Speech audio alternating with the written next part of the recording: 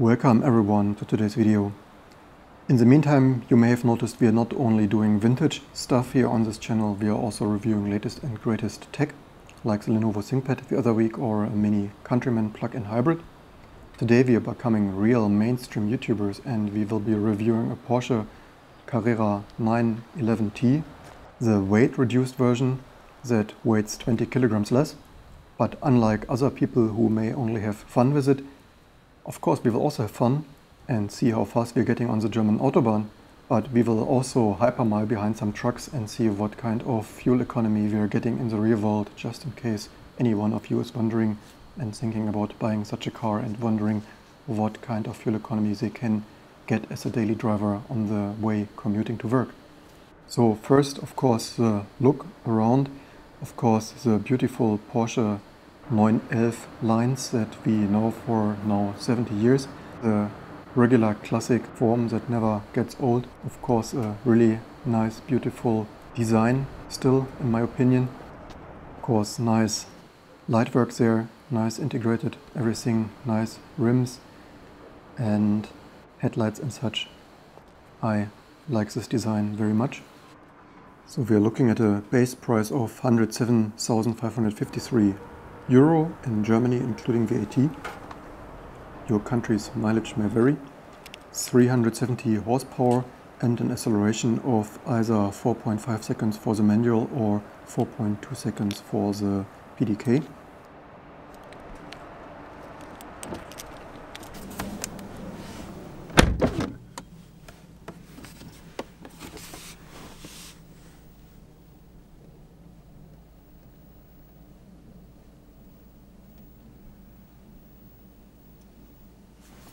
Probably needless to say that the overall quality is a little bit higher than what I'm used from our Countryman, and this kind of model year is kind of similar to the Porsche Macan that we have taken a look some 2 or 3 weeks ago. The all-important clock in the dashboard you only get with the Sport Chrono package. Of course, very nice mix of materials, leather, aluminium, and also optional carbon fiber and whatever materials. The option list is endless. Of course, super tight fitting, no gaps. Also the ignition key is on the left side as usual for Porsche, for all the historic race car heritage. As I mentioned before, the text there also is by default another color, light gray or something, not so readable. You want to make sure you get something color theme wise that you like and can read. This funny fabric loop there as the door handles in this T model to reduce weight, obviously. And these are probably the sport tech seats, I guess. And in this sample, nice red seat belts. And also modern features, of course, touchscreen there, nice navigation, the dual zone climate controls that we've seen already in the Porsche Macan, no surprise there. This is the identical system, I think. Here, quite some more buttons than in the Countryman, also for the sport mode and sport exhaust and things like this, sport suspension there. And also the sunroof, obviously there in the center. Not that that would be important for race driving, but there you have it. So here's a Bose sound system for improved sounds, armrest, some phone storage. Obviously very high quality feel to everything. Nice to the touch. There are the deleted rear seats where you could potentially fit some child or so. Glove box and also the famous and over-engineered cup holders on top of it. Of course, really a little bit funny and over-engineered, but I really like it. Certainly they move nice and snap nice in and such. And if you long distance travel with someone, you at least can put your juice or coffee there. And here are the funny fabric strips there. I would be a little bit worried that when I spend 100,000 euros that this fabric strips don't look as nice after 2 or 5 years or so. But the people at Porsche assured me this spare part would not be expensive. Some extra storage compartments there, and electric seat there. I usually don't need this very much, but there you have it. Also the engine door and the front trunk there, trunk. And let's take a look. So engine wise you cannot really see much. I personally find this a little bit of a pity, so there is not really much to service, just some fluids and that's it. Can only look at the electric fence there. I find this a little bit of a shame, coming from this Volkswagen Beetle and this vintage buggy of my father's, where you can open this and service something. I find this a little bit cumbersome to have a full engine out servicing from underneath, like in the Boxster. But yeah, that's what you get. Not that many people with $100,000 or Euro car would service things themselves, but that's what it is. So also main service is probably a little bit more expensive if it's an engine out service. The front trunk there, surprisingly big. You can fit there a whole regular sized or bigger sized luggage. Here's a backpack and some tripod. And yeah, you can get a big luggage in there and travel a little bit, even with some clothes with you around the world or something. Windscreen fluid there, and yeah, just taking a little bit more looks inside and out, just that you get some more in-depth look of things here. And so let's get in again and also take a more detailed look. So there, PDK transmission, and yeah, I'm actually a little bit sad that this test drive unit here does not have manual, but it's probably that they don't want to have people ruin their transmission. And your sunroof, as I said, spoiler and ESP and such buttons. So let's try the sunroof. I personally like it to have a little bit more light coming through the roof.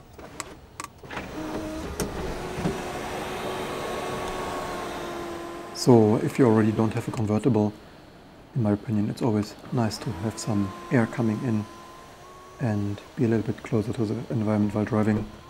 I regret not having ordered this option in the meantime, vintage Countryman. Let's take some looks here in the navigation thing. Just the same touch screen communication module like in the Porsche Macan that I already got used to a little bit from the last test drive. And yeah, navigation and map is separate buttons there. That confused me a little bit the last time when I wanted navigation, but I was in the map mode and there was not a target destination thing. Slightly strange, but that's how it is. And yeah, no real surprises there. I think it also has Apple CarPlay or something. So blinker and stock wise, it's slightly confusing situation there. You also can't read some of these labels there through the steering wheel. So there is blinker, this speech assistant thing. There is tempomat that I found slightly confusing to get used to. Up and down for speed, the button for set, but it was only very small written in the electric display there. So first I was pressing around there, not much happened. For sure you can get used to it, but in general, even while driving an hour, I found this 4 or so sticks there slightly getting in the way. You probably can get used to everything, but in my opinion it's a slightly overwhelming situation there. Also you have the shift levers there additionally, so you have 4 sticks and shift levers, and yeah, on this wheel you can switch the mode between normal, sport, sport plus and individual. That was for the menu. I think I would probably prefer this in the steering wheel, not with so many sticks there.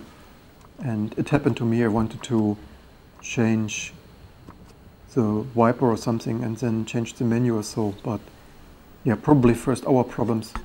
As I said, you can get used to everything, but I would probably prefer this navigation arrow things on the steering wheel to have a stick less or so. And as this is a YouTube car review, of course we have to get into the non-existing back seats. So the regular module and no cost option are seats, but this one has this deleted for weight saving reasons, but nonetheless we can try to get in there, and it's a little bit tight. And actually I have been in a 911 and the back seats before. Slightly funny, of course, without the seats. Well, I can fit in there. It's not the most awesome situation there. And yes, I guess you can only sit there if you are 160 and not 180. But yeah, you can travel with your kids or small persons, or people just sit a little bit schräg, no problem at all. Yeah, I just would not want to drive 1,000 kilometers like this, but driving someone to the airport is for sure doable, and I'm sure your kids will be totally happy back there. At least I was in our buggy when I was a child. So as we are also an audiophile channel, of course we need to check the sound system again. And this is, I think, quite identical to the Bose sound system in the Macan. So let's try to Bluetooth pair this and also check the sound modes that I have not really taken a look on in the Macan. So Bluetooth pairing is there.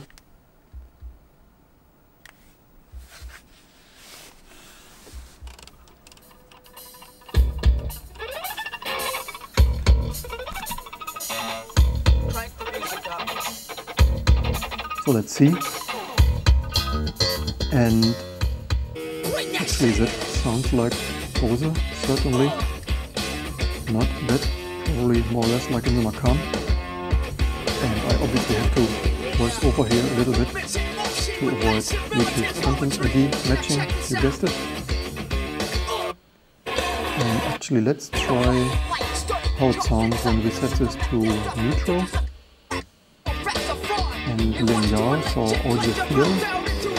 Actually this sounds obviously quite different, but although I'm an audiophile person, I don't like this linear Bluetooth audio here very much. The surround and non-linear sounded way more fuller. You probably, even when you are an audiophile, do not want to have this linear mode there. It is also funny that with all the high tech and such, this Porsche still have this manual reset button there.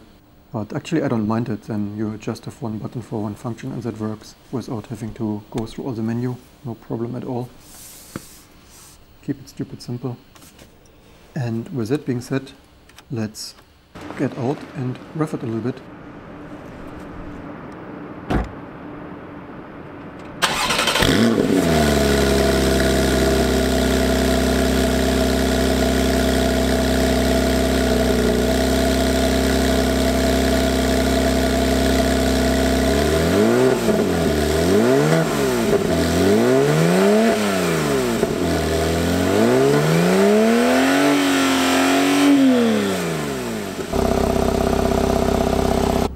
Get ready for a test drive here on the German Autobahn.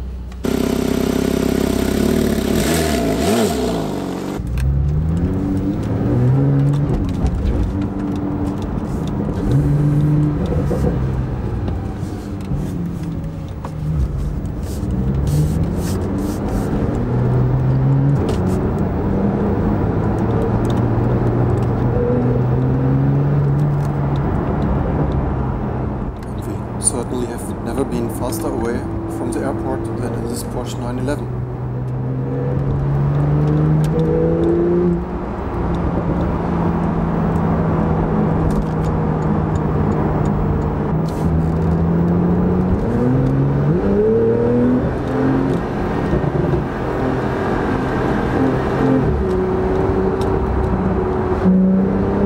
Yeah, of course that sounds amazing, and I can certainly understand why people love it and get addicted to that. And now it's time to find a German Autobahn with that speed limit and see how fast we can get today.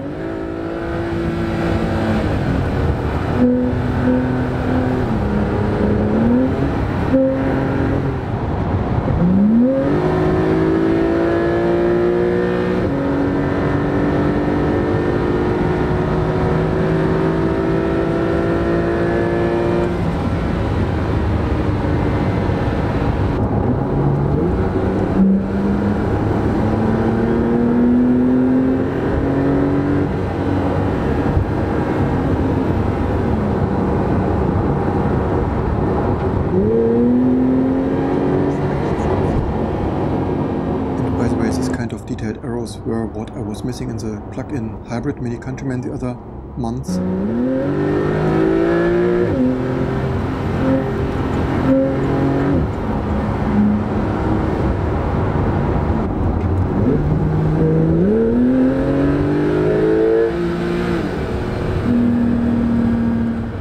Because it was polluting enough carbon dioxide for today.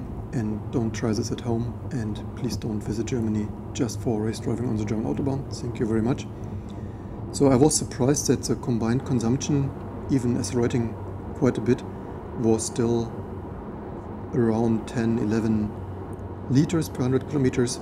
And now we are hypermiling a little bit through the rain here with some 80 to 100 kilometers and nearly not accelerating.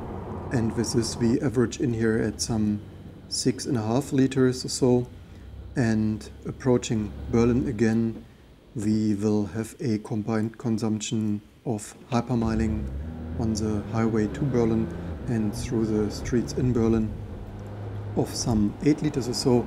That is actually not too bad, although I really wonder how you should achieve less than some 8-ish liters or so. And also, as you have seen, you probably want to order, as Nick Murray always suggests, a rear wiper, because otherwise you see nothing out of the rear window in the rain. And with this we conclude our driving fun and hypermiling with a 911 Carrera T today. And with this being said, it's time to give it a rescore. So starting with fuel economy, it's not outstanding, it could be worse, it's not meant for this, but you can hypermile quite a bit behind trucks. I give it a 4.